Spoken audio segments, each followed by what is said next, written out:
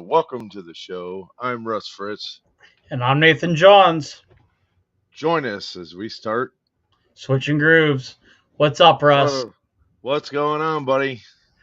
Oh, lots of shenanigans, apparently. Yeah, and what? Well, we'll just call it NASCAR in general. So, We might as well get your dirt stuff out of the way because this one's a lot to unpack this episode. well, that I'm works not out even sure perfect. where Let to me start. let me adjust my microphone here. You're But good. I'm not that even works sure out where to perfect. start.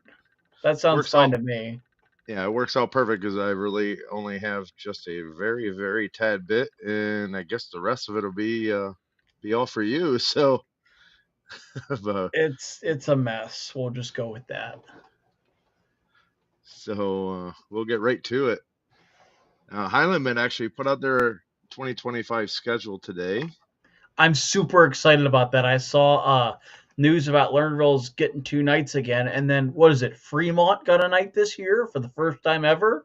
Yeah, now I'll get to that shortly, That's kind of exciting. but I have to pull up my. Okay, well, that's odd. Uh-oh. No, it's all good. It's just not where I thought it would be. There it is.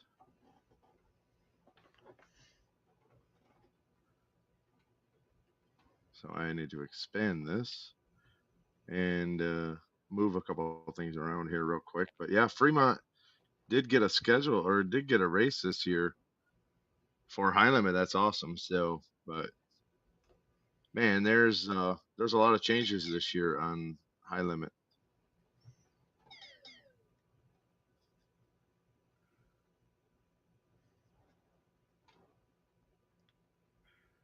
To answer your question, yeah. Okay. Sorry, but okay,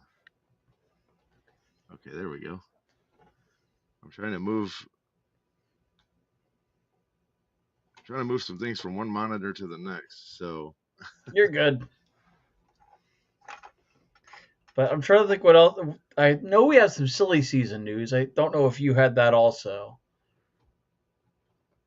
for sprint cars, I think I saw some of that.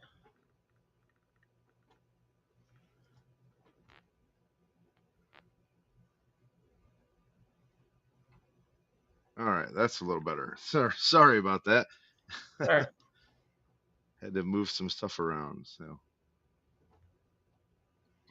But high limit racing analysis 2025 season schedule, and it actually includes 61 races at 36 different tracks in 20 different states, which is actually an increase for next year from the 59 races we had in 2024. I mean, that'll be exciting. So that's man, they're starting to catch back up there with the Outlaws, and I don't know. I don't know how I like that, to be honest with you. I mean, it I sounds was, like we're going to get a lot more people getting to visit them but or I get to think the watch. drivers get. I mean, the Outlaws have over 90 races a year, and I believe the drivers just get burned out. I mean, that's understandable. And it's just crazy. So hopefully they don't go too extravagant. They don't go that far. Give the drivers a little break. Let them take some time to race other places and different shows. And that's the one thing I do like about high limit. And I haven't heard anything about them changing that rule for next year, where they can race wherever they want, and they don't have to have they don't have to use what one of their four passes like the Outlaws give them for racing other places. I don't care for that when it comes to the Outlaw series, but to each their own, and that's the rule. So that's what you got to follow. Oh, looks like we lost Nathan here. I'm here. Your camera's not. Am I back? No, there you are. You must have hit something. I had accidentally hit the camera button. I was trying to fix my headset. Oh,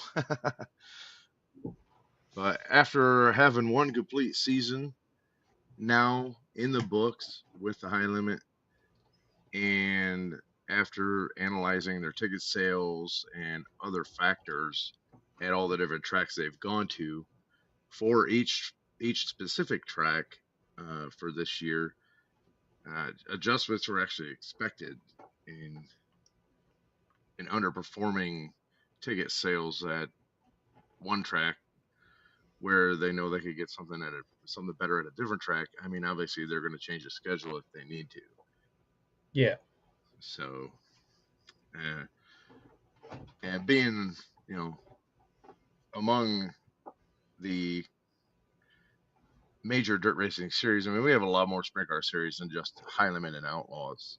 You know, I believe they're the only two that are national, but um, being among the major dirt track series, High Limits, was likely to experience the most changes since they're the newest, and they're actually continuing to carve out their niche in the racing community. So,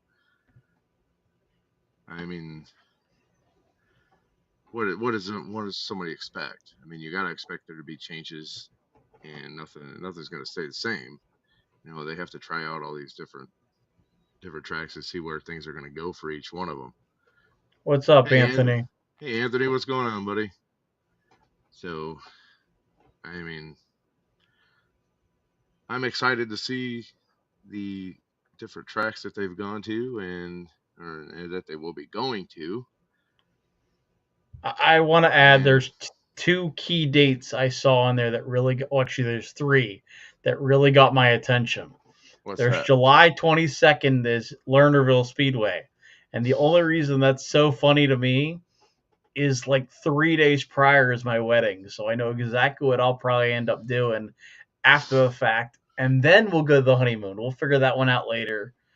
Fremont in May, I think will be really cool. Maybe I'll have to make a trip out to come watch with you. And then And maybe Lernerville's maybe got I'll another one. maybe I'll have to take a whole week off for your wedding instead, and we I go to mean, Lernerville technically, too. all you need is what Friday till Tuesday or Friday till Wednesday. You don't even need a whole week. I But mean, I think it's going to be an so awesome week for that. I'm kind of excited about that. Lernerville's got two of them, and Fremont's finally got their first. And then, of course, like my birthday is obviously Eldora, which I love it. Now I don't have to go all the way to New Hampshire for the NASCAR race. so this this new schedule involves significant updates, and Oh, that includes an addition or the addition of 15 new tracks in 2025. 15. Fremont's one of them. Now at at Texas last year, the High Limit Series confirmed they will actually return to Texas in 2025, racing on May 1st and May 3rd during the NASCAR weekend. So this year, that race was held in April, but is moved back next year to align with the NASCAR events. Surprise, And surprise. that is anticipated that similar alignments will occur this or for the rest of the season. They're probably going to do that I for a think there lot were more some other races. times they were doing that too. I'm I trying to guess think my what other camera might tracks be. were those weekends. So similar alignments are supposed to occur, and that will actually place the high limit races closer to the NASCAR events. Obviously, so that will help benefit Kyle Larson to be able to race dirt along with NASCAR without any major errors or whatnot. So he's closer and he won't have to worry about it so much. But that also aims to what do you want to say? attract the NASCAR fans to the different shows because of the linkage between Kyle Larson and NASCAR Yeah. and the High Limit Series. So I think it's a good thing. Try to bring NASCAR fans in and try to bring dirt fans to NASCAR, especially this new NASCAR that we have. I won't even go there, but I'll handle that part later on. yeah. But I've got a a lot of lot. people don't realize that the strategy actually reflects a trend that the Outlaws began over 20 years ago, and we're aligning with the NASCAR races. So it has been tried I mean, it before. makes sense. A lot of people don't realize that, and I think even back then Steve Kinser tried his hand at NASCAR. Not he didn't do very well, but I'm you sure. know, I think Steve. I do remember Steve Kinser running a few ARCA races. I do remember that. I remember seeing that here and there. so. And Texas actually remains to be the season finale for 2025 on October 17th and 18th, and will likely be the location of the series banquet on October 19th, the night after the season finale, just like it was this year, where they had the banquet. You know, they had a banquet on Sunday after the two Texas races.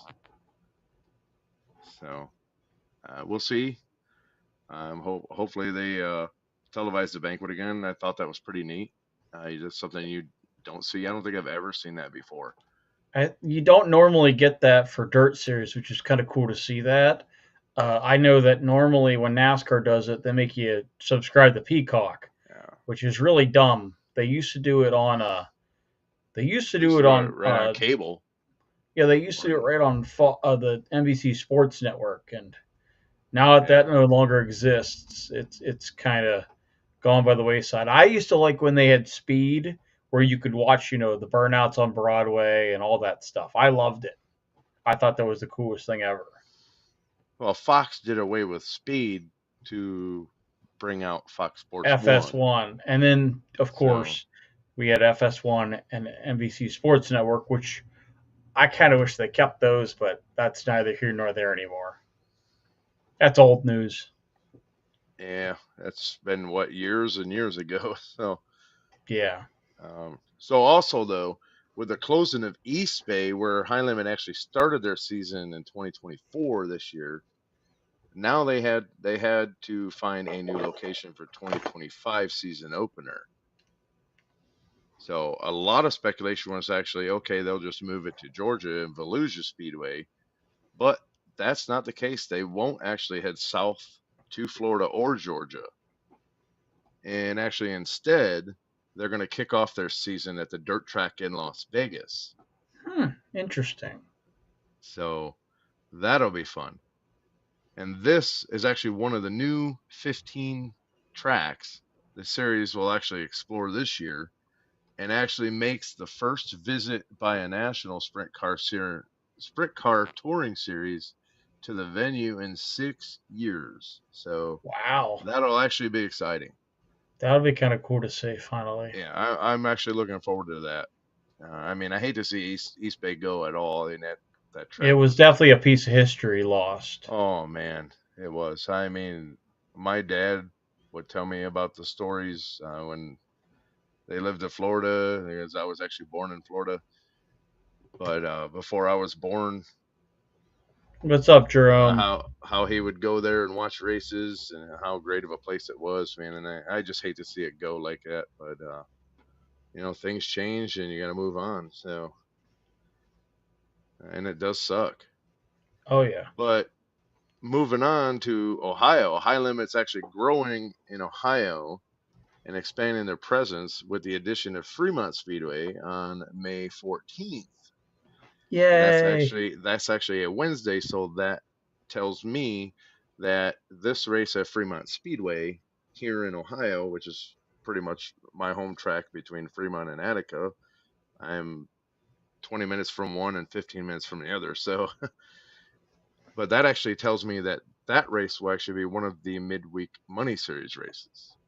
Just like Lernerville's is. Yes. And I do like how they do that, and they actually keep separate points for that. That's actually pretty neat. I've never seen anything like that, and that's something that has been newly It's introduced to sprint definitely car a racing. cool little way of doing it. That's how High Limit started their very first season at all, was actually just 12 midweek money races in 2022 or 2023. So that was kind of neat. Yeah. And now they keep expanding and expanding. So that's it's interesting to see how many guys actually run both. And man, oh man, that's it's going to be a fun season next year. I'll tell you that. Oh yeah. But previously in Ohio, Eldora, Portsmouth, and Atomic were the only tracks in Ohio to be on the schedule, and Atomic actually was rained out, so that one didn't even actually happen. And I did not see them on the schedule for this year, and I didn't see Portsmouth on the schedule either for this coming season. So that's interesting, and I'd actually wouldn't mind knowing why that is. And maybe they didn't want to pay enough or anything like that, but who knows? I mean, it's anybody's guess. And actually, even though Fremont's new to the series, it's not really new to many of the drivers. Actually, most of the drivers are quite familiar with it because they've raced there with different series, All Stars, Outlaws, just coming for the heck of it. I mean, I know a lot of guys like Caleb Henry last year. They actually spend their entire summer over here racing as a local driver. So a lot of these guys know this track, even though it's new to the series. It's not really new to many of these drivers. I would say Yeah. probably 90% of them know it, if not 100%. So nothing really new there. But I was actually watching DRN earlier, which is, if you don't know, that's our our friend Wes Moore, aka Mac, we call him. It's called Dirt Rowdy Nation. If you haven't seen it, go check him out on Facebook. Mac's a really great guy, and he covers all the local stuff at Fremont. So that's why I kind of stick with the major series, because there are 2 or 3 different podcasts that do cover the local racing. So I try not to step on their toes too much. And we don't have a lot of guys discussing the national news and the national tours. So I kind of stick with that.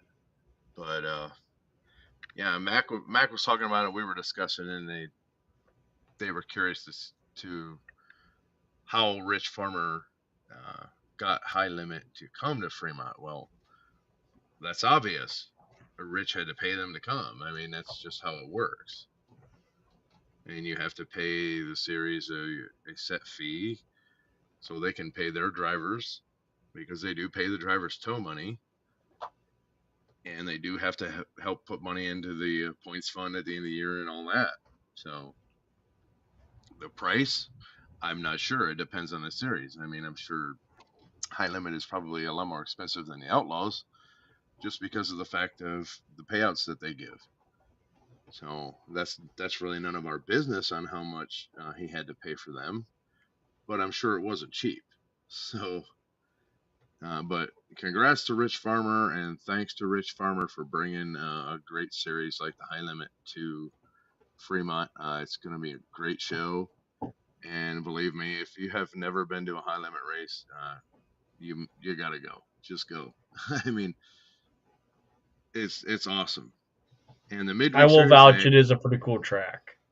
the midweek series, they don't actually run a support class, so you'll be in and out. I mean, what did we were in there for what, 2, maybe 3 hours? We were out way faster than I'm used to seeing. I mean, normally we don't run a support class when it comes to the sprint car races, but that was definitely a way way more fluid night than I thought it was going to be. I Well, mean, and normally we get a yeah, the thing that took so long was actually the bad crash with Day crashing down into the woods there. I mean, and we that's what. still found his tire after the race, which was hilarious. But we were still out of there by like 10 o'clock, 10:30. I mean, it wasn't really that Which late. normally when it comes to Lernerville, and I'll say it like it is, Lernerville seems to drag things out extremely long at times. That was one of those nights where I was kind of surprised it was done as quick as it was. It was like Well, you're almost wanting more. that's because Lernerville is actually not in charge. Yeah, but I And was this, like surprised how long every other night had been except for that one. That one was like in and out, lickety split. Like thought well, you that's still had how more races. when you put the series in charge and they're trying to get from one place to the next, they don't want to waste any time. So, Oh yeah, they do a great job of moving their show along. I'm gonna tell you what, Brad Sweet and Kyle Larson are actually finding the right people to put in the right places, and it's very, very impressive. oh So yeah, I'm impressed with the series. After their first full year, it was great, and I I can only see it getting better from here. I can't see it getting any worse. oh yeah. What else you got dirt wise? So that's about it. But if you want to see the full list of the 15 new tracks for the 2025 High Limit schedule, visit our Facebook page and check out the post. And while you're there, don't forget to follow us and like uh, like us for the latest updates of our content. So And don't forget we're uh, on YouTube also.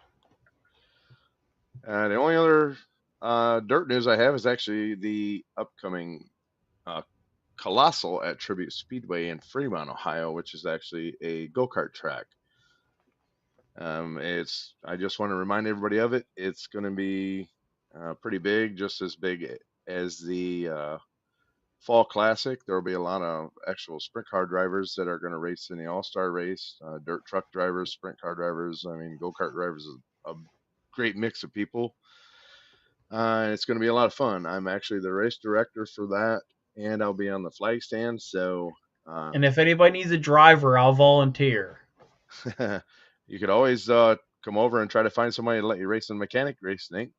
I would love to be in the mechanic race. I'll bring the helmet and the GoPros and everything. All We'll right, get some come on footage for the over. show while we're at it. You got a place to stay while you're here, so Oh yeah. come on over and have some fun. Hopefully I can get somebody to let me be the mechanic so I can be in the mechanics race. But actually, new this year for the Colossal, we don't hear this a lot in backyard racing. It's actually electronic scoring, so they will be using Ooh. transponders and the computer to score. They've hired a company that does that. They're not going to try to do it themselves or anything like that. It's actually Thank professional. goodness. It's professionally ran. It's the same people that score for the local go kart race here in town. So they do a great job, and it's going to be pretty interesting to see how that works on this small track. I mean, this is a very small track, so Sounds like fun. it'll be a lot of fun.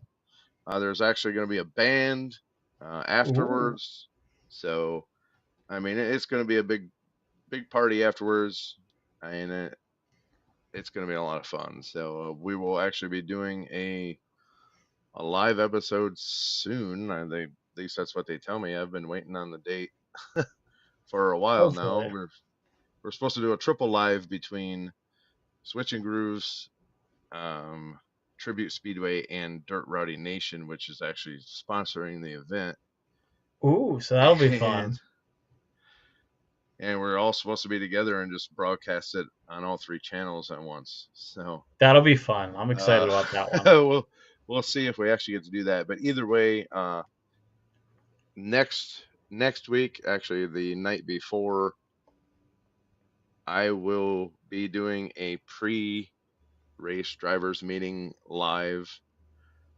I will try to get Kyle to let me get the login info for the page and go live on the page, and possibly do it on this page as well. And we'll go over rules and regulations, and that way we don't have to have such a long drivers meeting the next day. So Oh yeah. everything starts at like 10 or 11 in the morning on Saturday the 16th. So it's gonna be a pretty long day. Uh, if everyone cooperates, we can get it in pretty smoothly and hopefully be done fairly quickly. But it all depends on how many show up. We have a lot of pre-entries, but we don't know how many are going to show up the day of the race. So other than that, guys, I'm pretty much done with the dirt, and I'll put more out with the Colossal as I know it, as I find it out. So, but in case you want to check anything out, check out Tribute Speedway on Facebook or contact Kyle Pogue, which is the owner and promoter of the track, for more information on that race. So, Nathan, with that, I'm going to pass it to you. Well, speaking of colossal, we had a colossal disaster of the NASCAR playoffs this weekend, and there is no better way to put this. To give you some perspective, I changed my NASCAR shirt to wear something dirt this week because as a NASCAR fan, I am embarrassed by our current playoff system. Let's set the stage for you. We have a phenomenal race at Martinsville. Goodyear brought a different tire compound, I believe it was for the right side, and it turned into a great day of racing. But it's also the playoff cutoff. And of course, shenanigans always seems to ensue when it comes to the playoff cutoffs. We have Ryan Blaney, Kyle Larson, Chase Elliott, and Denny Hamlin are all below the cutoff line, while Tyler Reddick, Joey Logano are locked in, and Christopher Bell and William Byron are above the cutoff line by mere points. It comes down to the very end of the race. Ryan Blaney makes a masterful charge through the field to lead, but coming to the white flag, William Byron is in a position where he cannot lose another position. And for laps prior to this, they had two Chevy drivers stacked up behind him to where they couldn't pass him, or they would eliminate him from the playoffs. At the same time, Christopher Bell is trapped a lap down and has to pass another lap down driver to make up the 1 point that he is behind William Byron without William Byron passing another driver. So either way, somebody has to pass somebody to get the tiebreaker or to move on. It comes down to Bubba Wallace mysteriously having a tire going down and slowing down dramatically for the last few laps. I mean, I think for the last 4 or 5 laps, he was on the very outside line of the track, just giving away ground. And he was a half a track ahead of Byron prior to all this. So this, to give people perspective, if anybody knows what Spingate or Spingate or the whole Michael Waltrip Racing fiasco at Richmond in 2014 with the playoffs. Yeah, we had another one of those. I didn't think we'd ever top Spingate, but unfortunately we did this year. Coming off turn 4, Bubba Wallace manages to get close enough to Christopher Bell where Christopher Bell ends up passing him. But in the process, slides to the outside wall and slides to the outside wall. And once he gets there, he just throttles down and drives it off the corner. Well, after 2022, with the Hail Melon move, that driving along the wall is now illegal. And you are not allowed to use the wall to make the corner. Christopher Bell made that move. He was unfortunate. He made the pass on Bell or on Bubba, but in the process, rode the wall. It's illegal. They gave him the tiebreaker with the move, but NASCAR docked him 4 positions due to that move. So ended up giving the final 4 to Joey Logano, Tyler Reddick, Ryan Blaney, and William Byron are the final 4, and they will be competing for a championship in Phoenix this weekend.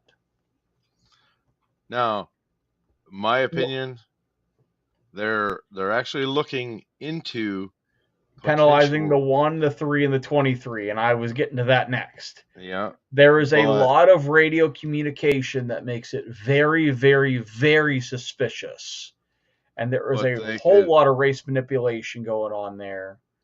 I honestly feel like it's more obvious, we'll say, on the 23 and the 20 end, but at the same time, it is just as suspicious and just as obvious with the 3 car and the 1 car not passing the 24. And Now here's the here's problem we face with this. This is not the first time the 3 team has done this. It's not the first time they have manipulated the outcome of a race. We've seen, I think it was 2022, when Cole Custer's crew chief was suspended indefinitely from NASCAR for throwing a block so yeah, Chase Briscoe could make the next round of the playoffs. Chase yep, Briscoe I obviously remember moved that. on, but there was a giant, I think it was $100,000 fine, and they indefinitely suspended Cole Custer's crew chief, basically ending his career.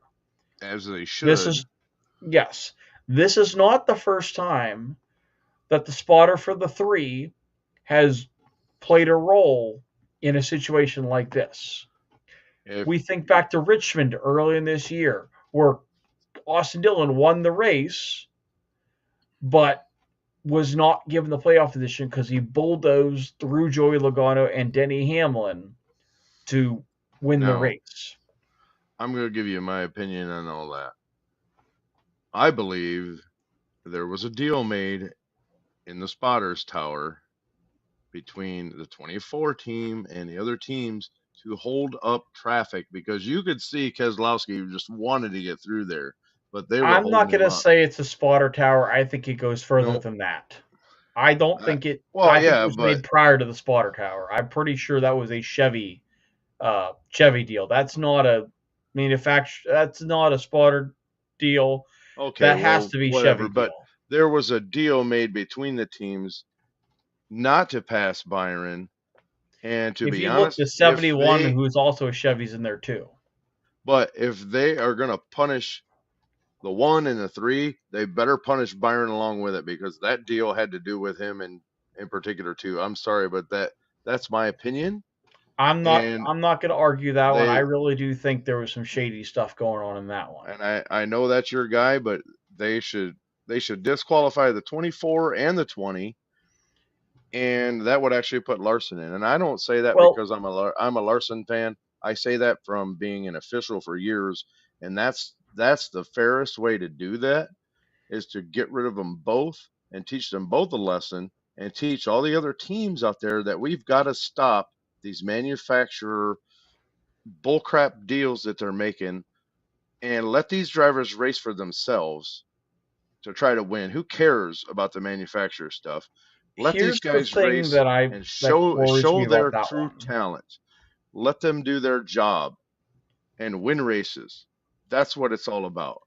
Here's the So, problem that I see with that scenario is if they disqualify the 20 and they disqualify the 24, Hendrick still gets a driver in and Gibbs does not.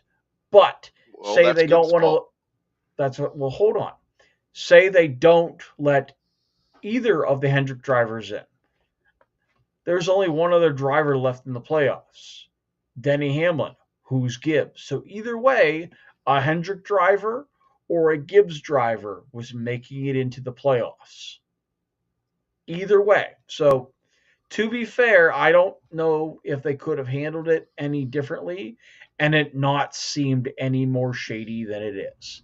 Bottom line, and I will finish the part out of this one. NASCAR needs to get rid of these playoffs. And I don't remember Absolutely. exactly where I saw it at, but somebody posted what the points would have been without the playoffs. I agree. The first driver that is actually in the final four is William Byron. He's fourth in regular season standings. Who is first place? Kyle Larson. Best car all season. And he didn't make the championship four because of the playoffs. Do you want to know how we eliminate people sandbagging and doing this stuff? Get You away run a from the full playoffs. season. There is no more regular season championship. The regular season championship is handed out at Phoenix every year. The That's it. only There's no playoffs. Be done with it. You work all season for a championship, not a Now regular here, season championship, not a playoff championship. It's one NASCAR Cup championship. Be done with it. and I agree with you on that point. The only way I would go to a different format or go back to any type of format was the original Chase for the Cup format. When they had that, it wasn't too bad. You still had guys point racing. It was just the top 10 were the only ones eligible. I'm okay with that, but that's about it. At the Other same than that, time, you still could mathematically eliminate yourself. I, yeah. I, I feel like if we went back to Winston Cup point series, if we went back to if you're mathematically able to win the championship, you're still eligible. Once you become mathematically ineligible, that's when your championship season is over with. You could push your teammates, but manipulating the race, no, there is no more of that. You can't, no more stage racing, no more, playoffs bullshit. Sorry for my language, but this has gone too far. Yes, I have a driver in the championship 4, but that was a mockery that was made of at Martinsville. They made a mockery of the sport that we all But enjoy. but look at, okay, if they're going to keep the playoffs, then the winning you're in needs to go. We've said this 100 Yes, times. The winning I you're in needs agree to with that go also. because it could be a huge fluke on somebody just being in the right place at the right time for the big one, like we had with Stenhouse and McDowell before, and they make it into the playoffs, or Harrison Burton. They were just in the right place at the right time, and they wasted a Here's playoff my spot. thoughts To be on that, honest with and you, I want your opinion on this too. it needs to be. Let me finish this. Good. It needs to be the best drivers with the best teams and the best cars. And I'm not talking the Yep. best drivers with the most money, because I've seen a lot of good teams that were actually small budget teams. But it needs to be the best cars with the best drivers with the best teams. And that's how the way we get there is to eliminate this bull crap where we have, oh, you win and you're in. Because look at Blaney. Blaney didn't do crap all year last year. He didn't do crap all year this year. And then when they do win, like, okay, Logano won. You didn't see him at all. He won his way in, then he laid low the rest of the year. You didn't really see much of him. Yeah. So that they say, but they want to sit here and argue that this creates exciting races. Not really. Maybe on a cutoff race when a guy is desperate to get Desperate. in because Yeah. he has to win to get in. But then you get crap like Austin Dillon, and they start plowing their way through people, and they start wrecking people. So this winning you're in crap needs to go. If you're going to keep the playoff format, then this crap needs to go, because it's nothing but a bunch of bull.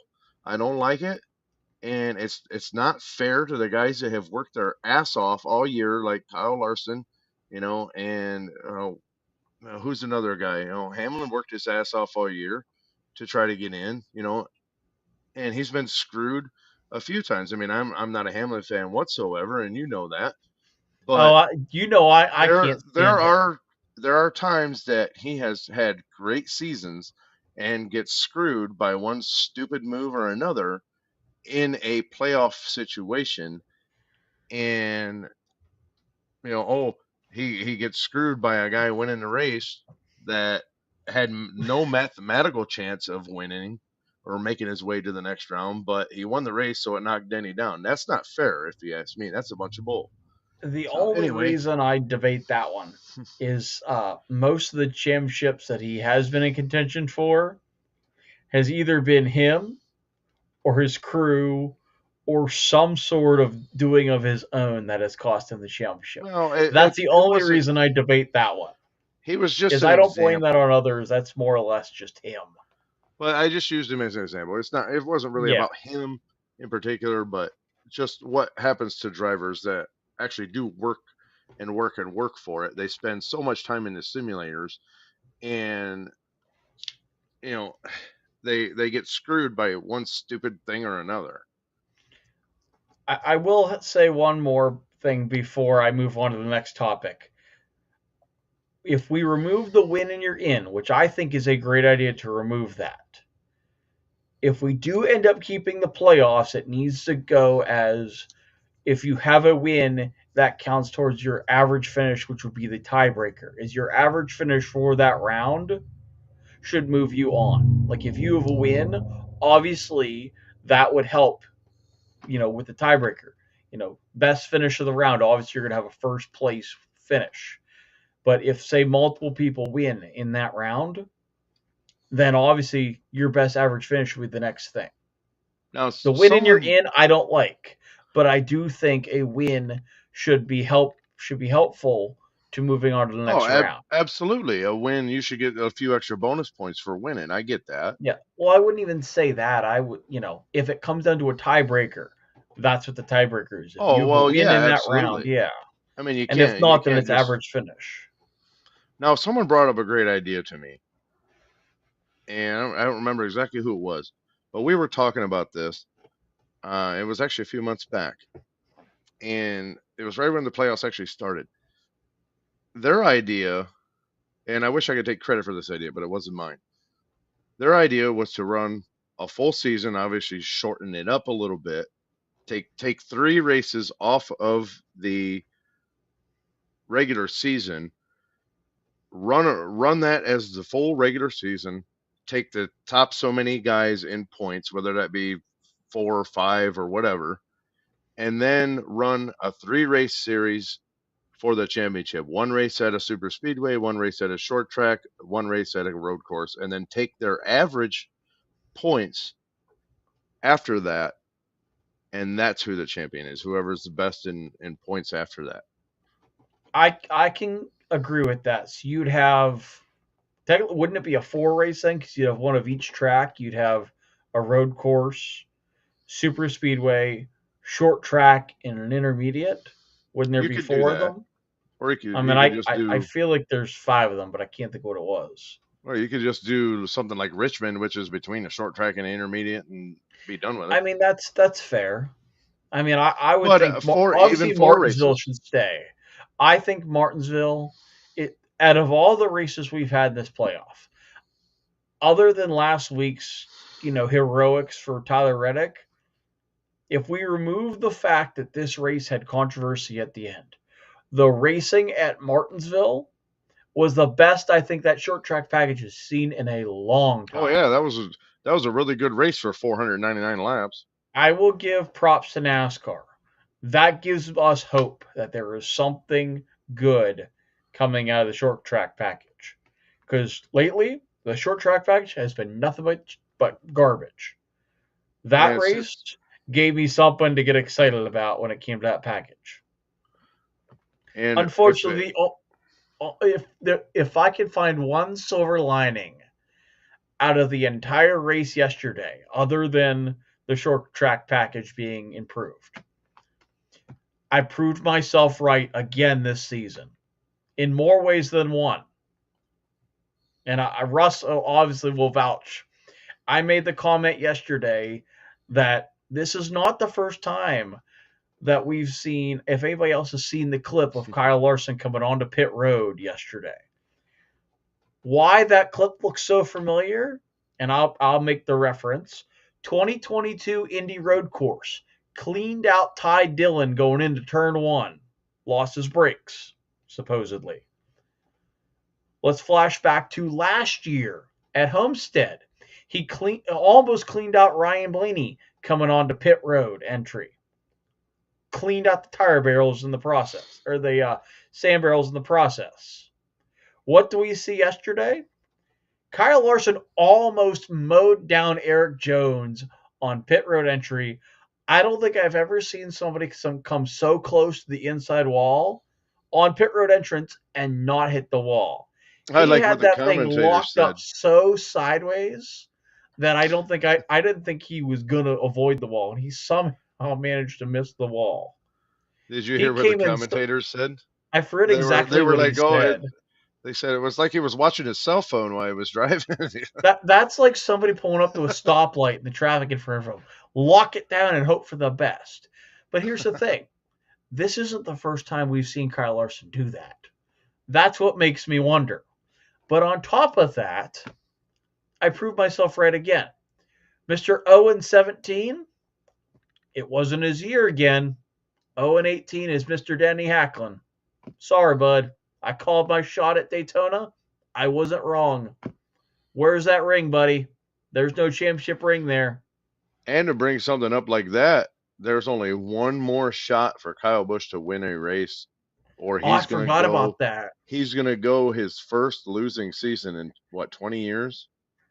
Here's the crazy part And about all he that. actually had an instance on pit road yesterday where they lost a damn It tire again. wasn't even on pit road. This is Or what baffles coming me. off And of pit road. NASCAR with their inconsistencies, that's another thing I almost forgot. Is that drives me nuts. That's We're why I brought coming to that the up. green flag, and Kyle Busch loses. I think it was his right front tire in turn There's 3. an entire wheel rolling down the back straightaway.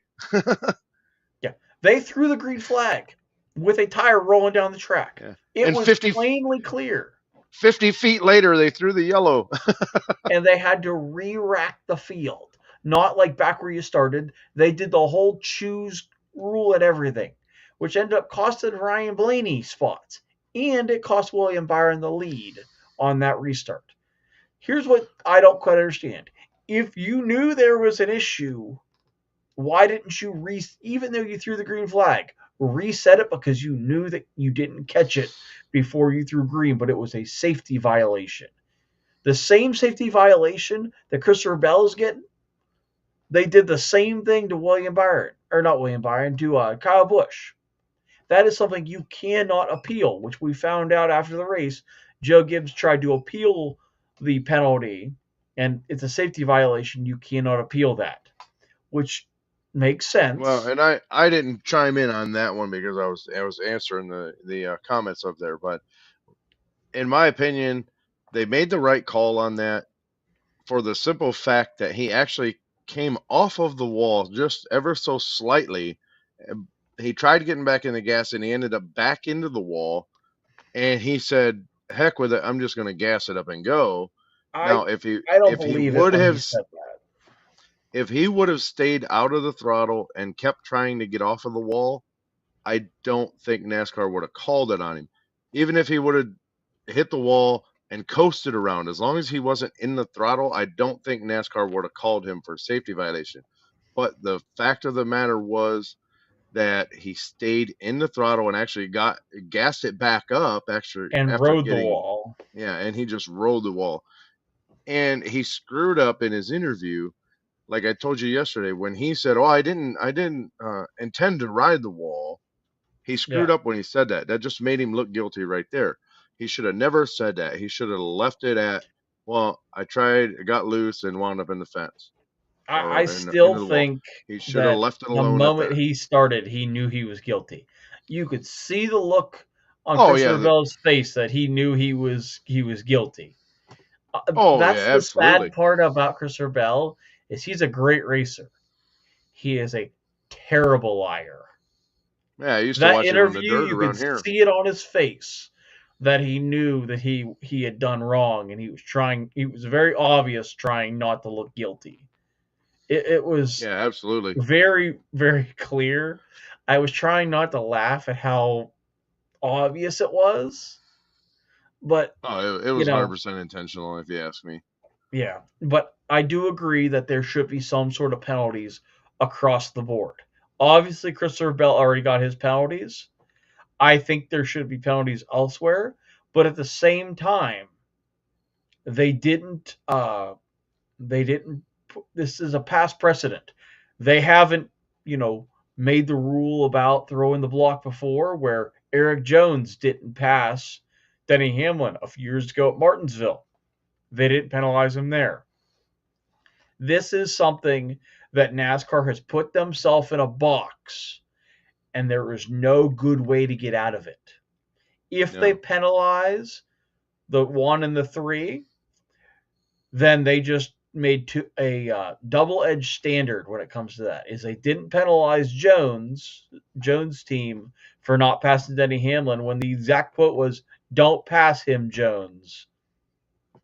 That was the quote.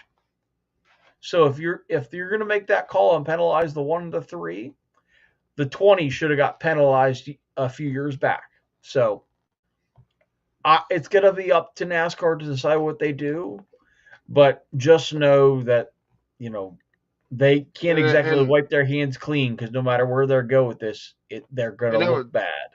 that was kind of my point in my rant earlier. It wasn't the fact that okay, they need to get rid of him right now. Yeah, I'm just saying if they're going to penalize the 1 and 3, they need to penalize the 24 along with them because you know dang well that there was a deal made there. Yes. Well, there was also one with And the 20 too, because technically, depending on how you look at it, the 23 and the 20 are technically teammates through Toyota. yeah, So is the they are the manufacturer 3, and teammates. the Yeah, 24. Well, not even just that. The 2311 team is a support team to Joe Gibbs Racing. Like obviously we yeah, have a tier one Hendrick Motorsports, and then you've got 2311 and RCR and Spire are all below them. Same yeah. thing It's with Joe just a Gibbs sister Racing. team They're basically. tier one with 2311 being the sister team. Yes. So either way, it looked bad. It looks very bad, and I'm not sure how NASCAR is going to cover this one. Although I do remember making the comment last night on YouTube with Elton Sawyer saying that this is the kind of racing that the fans wanted. And I believe my statement was something along the lines of, "How does he know what we want when all of us are in here complaining about the playoff system?" Is I mean, this if is this the is what kind we of wanted, then why would we still have the playoffs? If you're taking what the fans want into consideration, get a rid of it. lot of the stuff would not exist. So let's Get cut rid the of stage crap, racing. Elton, and let's get on with it. Get rid of stage racing and get rid of the playoffs. Yes, Or fans want the very entertainment, but we least, also want racing. at the very least, get rid of the win and you're in. You Yes, know, try it for a season. You know, try to make it. You know, mediate between, find a happy medium between the fans that do like it and the fans that don't like it. I will say there one more topic before we have to cut it off for the night because I know we're getting close to our hour. It was announced this week that the judge denied the what was it, the injunction. I'm trying to think what the terms The they used was. I don't They know what the outcome of the hearing today was, but they did deny them the discovery file over the weekend. Yeah. Yes. So that I believe it was somewhat along the lines of it was too vague. The teams were too vague with their request. So we will see what happens with that. But right now, it looks like so far NASCAR won that round of it where I did see an they were update too today where vague. it was Bob Pockrass posted it where it said a few different updates, but the one I wanted to mention was it said that um, the teams receive nearly half of the broadcasting profits, and that's a load of crap if you ask me, because they were getting 40% of it in the first place, so they got just a little bit more, and that's it. What, I'd say 40 5% if that's the 45? case. So they get nearly half of it. Well, they were getting 40% before. So they got a So little bit more. I think the whole lawsuit pertains more to how NASCAR went about telling these teams, you either sign it or you lose your charter. Plain and simple. We're done negotiating. This is how it's going to be, and if you don't like it, hit the road. And that's what it's about. And I kind of agree with them on that, because that's a bunch of crap. They had plenty of time to negotiate a deal, and they waited until the last minute, the start of this year, or the very end of last year, to start these negotiations. And this Yeah. was all planned out by NASCAR basically to try to get what the heck they want. And I don't like it. I don't agree with it. NASCAR, these, they were allowed 5 teams at one time in NASCAR. Now they have taken it down to 4. And now with this charter deal, they want to take it down to 3, and NASCAR is actually allowed to run their own teams if they want to. I don't agree with that whatsoever. I uh I will I want to cover one more thing before I forget because I didn't talk about the R2 series. We definitely had an exciting weekend at Martinsville. We have drivers punting each other in the Truck Series race, which why does that seem so familiar? Oh yeah, Ty Gibbs and Brendan Jones. Yeah. What are these? I understand it's the Truck Series and Xfinity Series. What are we, kids? Just at the bumper car track? Well, Just to run be each other honest, in over? the truck series, a lot of them are kids. Well, besides the point, we have Christian Eckes driving through Ben Rhodes. To be fair, Ben Rhodes gave it right back, and I appreciate that. But that's the kind of move that got Connor Jones suspended last week. Just driving into someone and shoving them up the track. That's borderline, that's what it was. So we get through the truck race, and obviously, it was Corey Heim. Obviously, was not Corey Heim. Was it Corey Heim? Either way, came to victory lane and confronted Christian Eckes in victory lane. I give props to NASCAR security. They let him put his 2 cents in. They didn't let it get violent, and they ushered him away. That was a good To job. be fair, I hope Christian Eckes gets his ass absolutely tattooed in Phoenix, because that move right there is what got Connor Jones suspended last week, just punting people out of the way, not even trying to race him. Well, I wasn't hope he there? tattoos him. There was also an incident in Xfinity involving Cole I'm getting to Custer that. getting. Yeah. Cole Custer, the remaining driver who has a shot at the championship, was Stuart Haas. I kid you not, that kid drove through 4 people over the course of that race. He took a page out of, Christian Eckes's playbook from the day prior and Now, just drove through everybody. probably more like Austin Dillon's playbook earlier this season. Well, I mean, this has become a problem. Is You don't really see that move until Ty Gibbs puts that on Brendan Jones.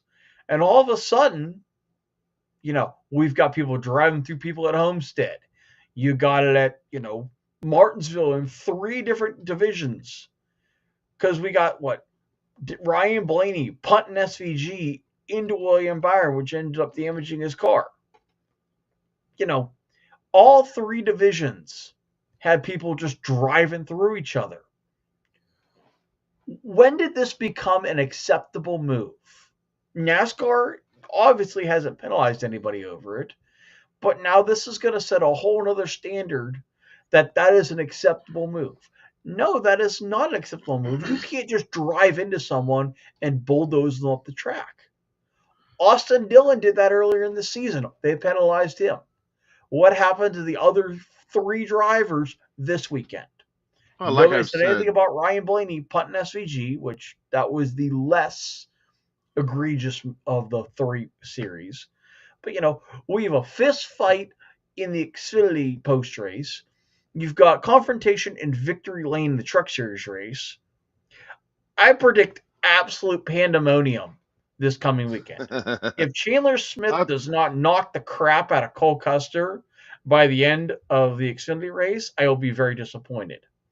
If Christian Eckes isn't a splatter on the outside wall by the end of the Truck Series race, I will be very disappointed.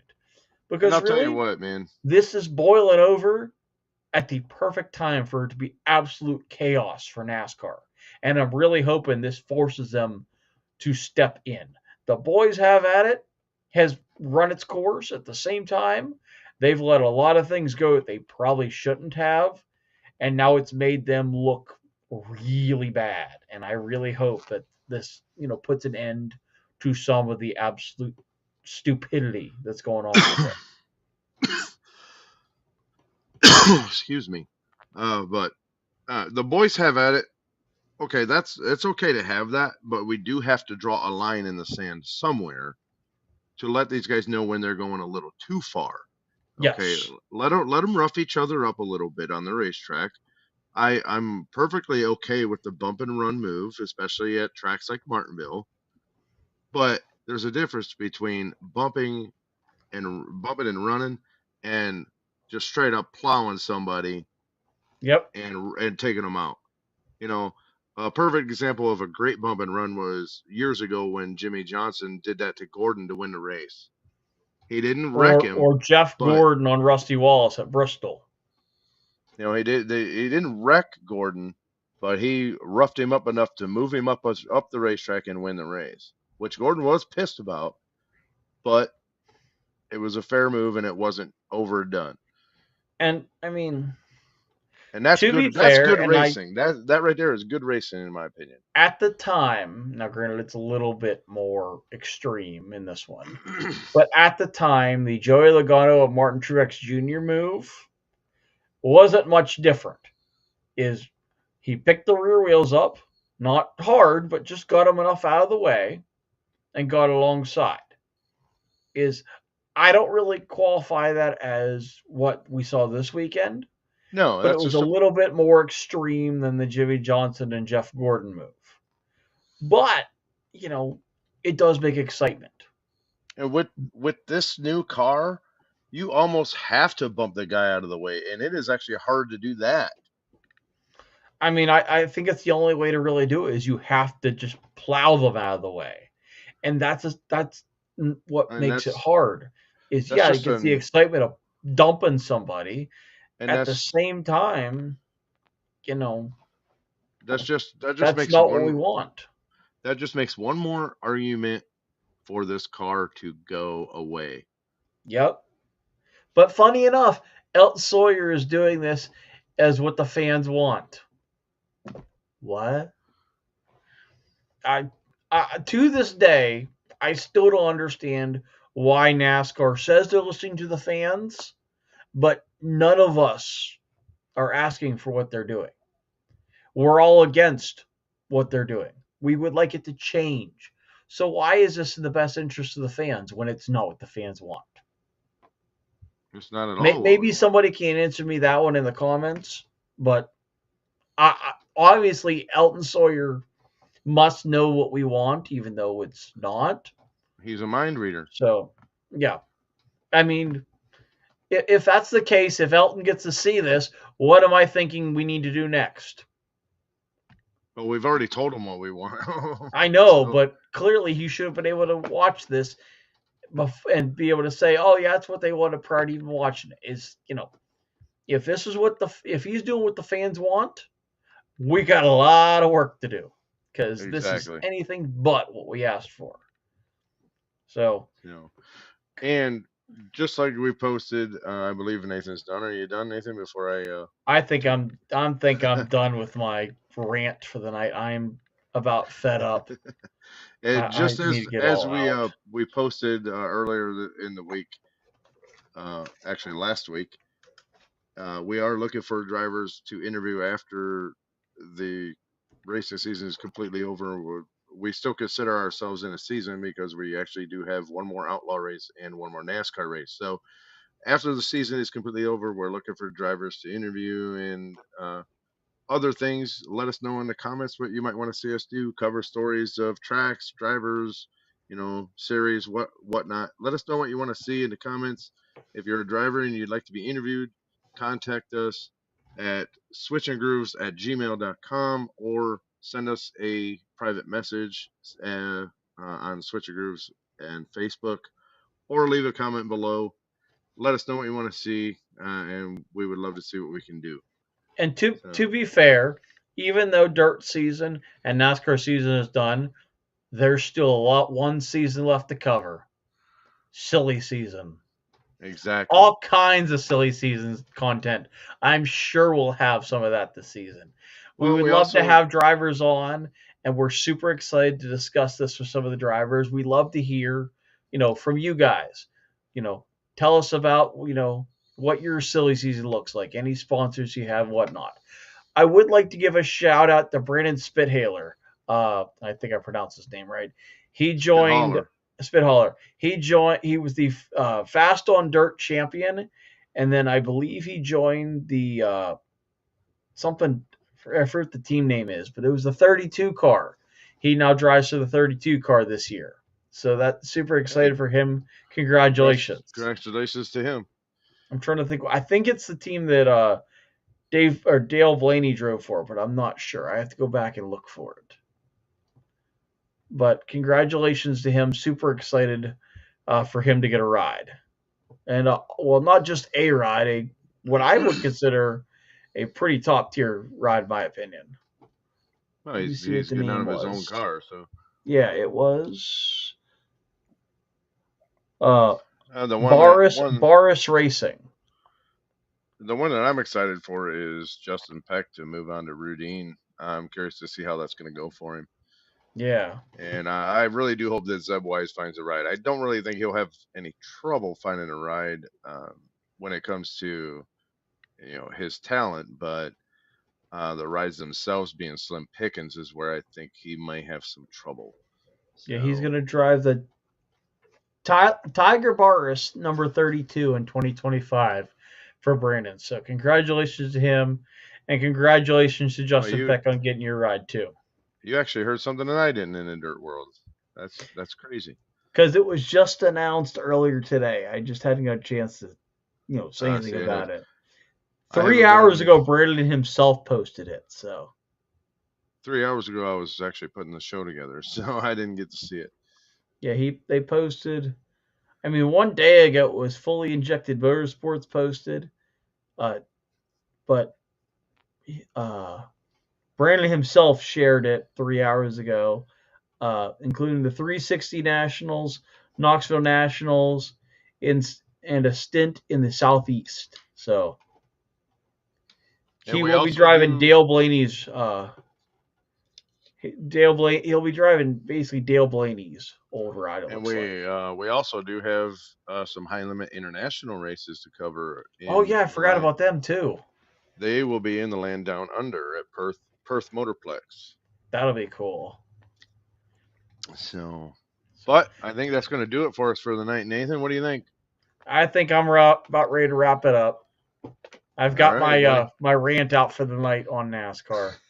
So good luck to Ryan Blaney, Tyler Reddick, Joey Logano, and William Byron on your championship run in Phoenix.